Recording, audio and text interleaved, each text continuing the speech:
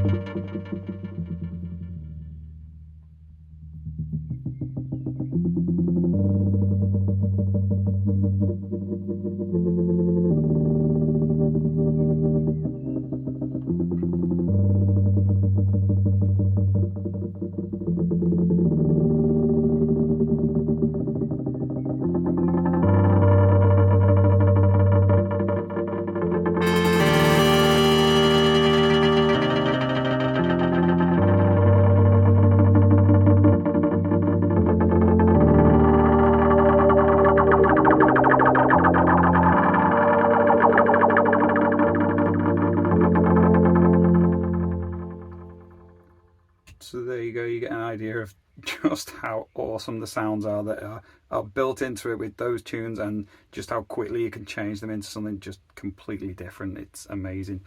So in terms of programming, let's see, where did I hide some tunes that I'd done? I think I've done them all on the second bank. So you've got 4 banks of 16 tracks, so there's plenty that you can record into that, and it's got polyphony, and you can have up to 64 steps in your sequence, so there's loads that you can do.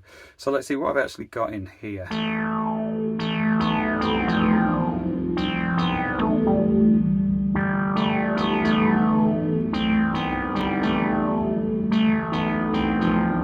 So that was my first attempt at doing a little sequence, and even something like that sounded quite good. You can kind of, when you're not on pattern, you can kind of bash it out just using this as a keyboard, and then you can kind of plan what you're going to do, and then you just go into the step sequencer and work out what note you're going to have on which step. So for instance, on step 9 I've got a A4 and so on. So the number is the octave, so you can go up and down different octaves. There's tons you can do, but this isn't a tutorial video, it's more of a demo. So let's have a little look at what I've got on some of my other patterns that I've done here.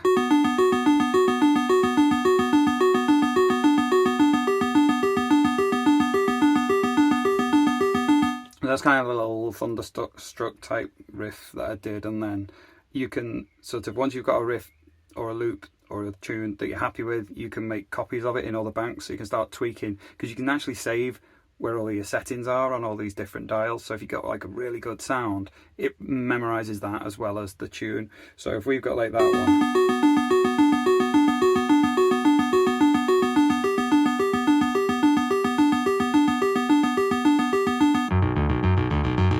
that's when I've had a bit more of a play with the sounds.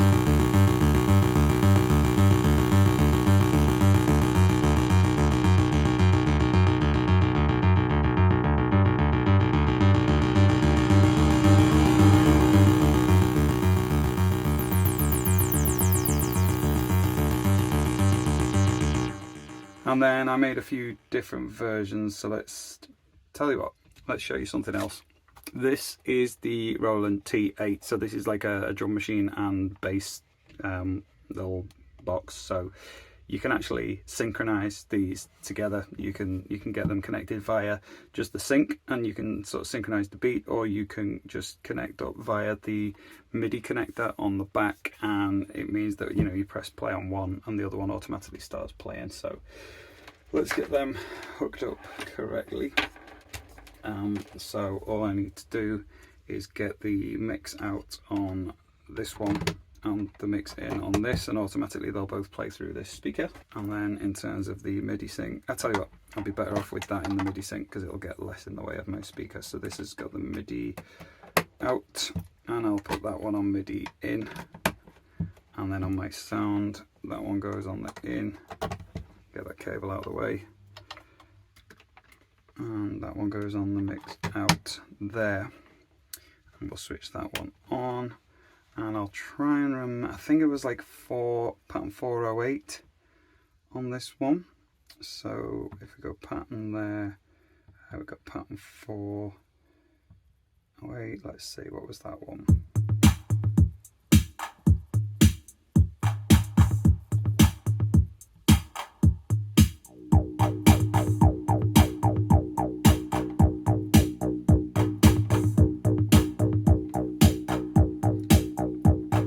So instead, if I just turn the volume down, instead of having like the